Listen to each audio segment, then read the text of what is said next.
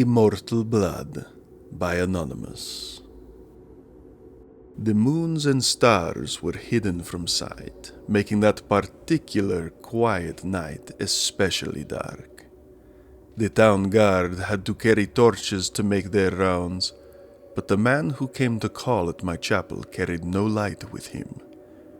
I came to learn that Movarth Pequin could see in the dark almost as well as the light. An excellent talent, considering his interests were exclusively nocturnal. One of my acolytes brought him to me, and from the look of him, I at first thought he was in need of healing.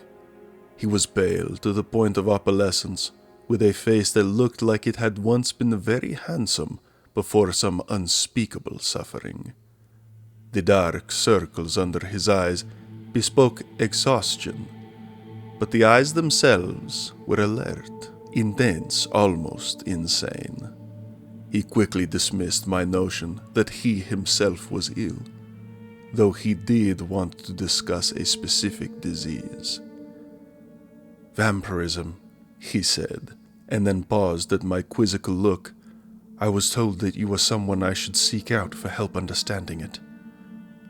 "Who told you that?" I asked with a smile. "Ticinia Gray."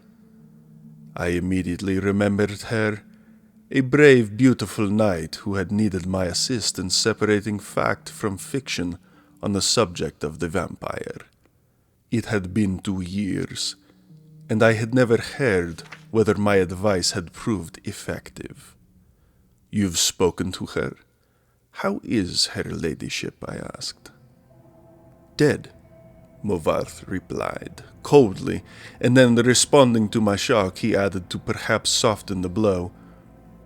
"She said your advice was invaluable, at least for the one vampire. When last I talked to her, she was tracking another. It killed her." "Then the advice I gave her was not enough," I sighed.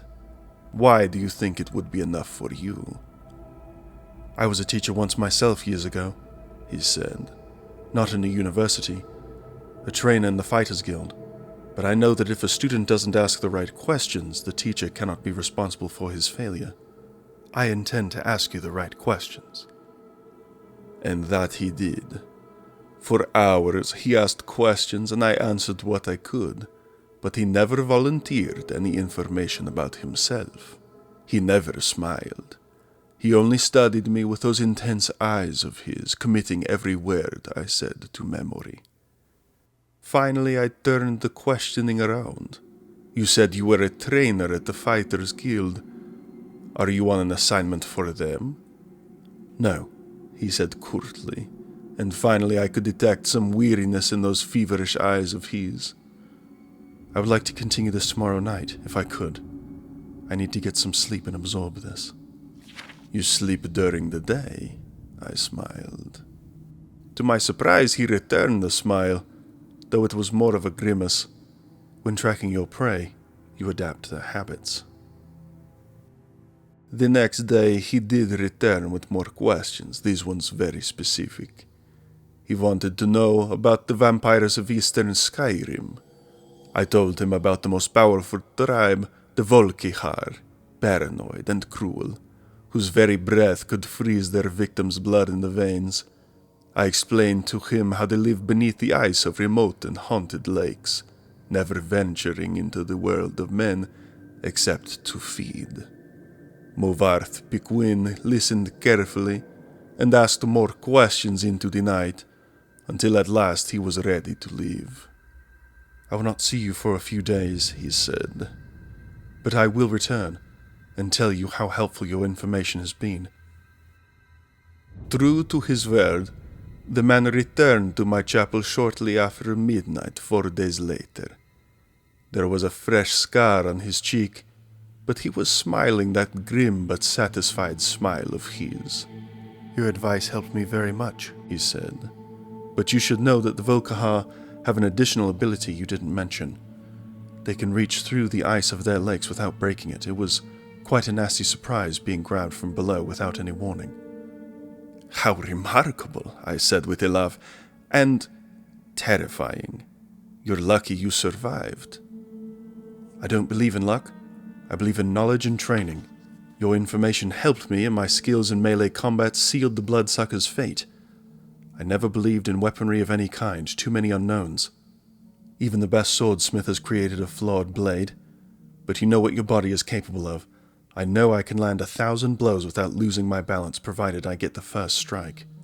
The first strike, I murmured. So you must never be surprised.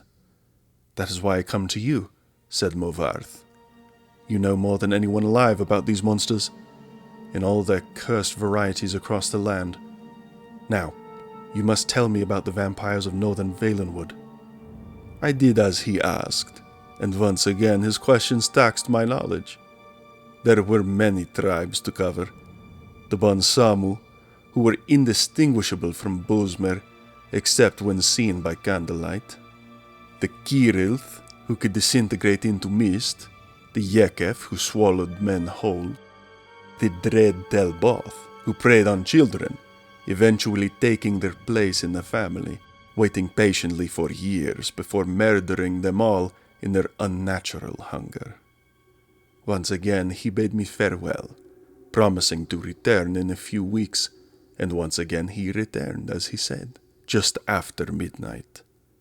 This time Movarth had no fresh scars, but he again had new information. You were wrong about the Kirilth being unable to vaporize when pushed underwater, he said, patting my shoulder fondly. Fortunately, they cannot travel far in the mist form, and I was able to track it down. It must have surprised it fearfully. Your field knowledge is becoming impressive, I said. I should have had an acolyte like you decades ago. Now tell me, he said, of the vampires of Seridur. I told him what I could. There was but one tribe in Seridur, a powerful clan who had ousted all other competitors, much like the Imperials themselves had done. Their true name was unknown, lost in history, but they were experts at concealment. If they kept themselves well fed, they were indistinguishable from living persons. They were cultured, more civilized than the vampires of the provinces, preferring to feed on victims while they were asleep, unaware. They will be difficult to surprise, Movarth frowned, but I will seek one out and tell you what I learn. And then you will tell me of the vampires of High Rock and Hammerfell, and Elsewhere and Blackmarsh and Morrowind, and the Somerset Isles, yes? I nodded, knowing then that this was a man on an eternal quest. He wouldn't be satisfied with but the barest hint of how things were. He needed to know it all. He did not return for a month, and on the night that he did, I could see his frustration and despair, though there were no lights burning in my chapel. I failed, he said, as I lit a candle. You were right. I could not find a single one. I brought the light up to my face and smiled. He was surprised, even stunned by the pallor of my flesh, the dark hunger in my ageless eyes, and the teeth. Oh yes, I think the teeth definitely surprised the man who could not afford to be surprised. I haven't fed in 72 hours, I explained as I fell on him. He did not land the first blow, or the last.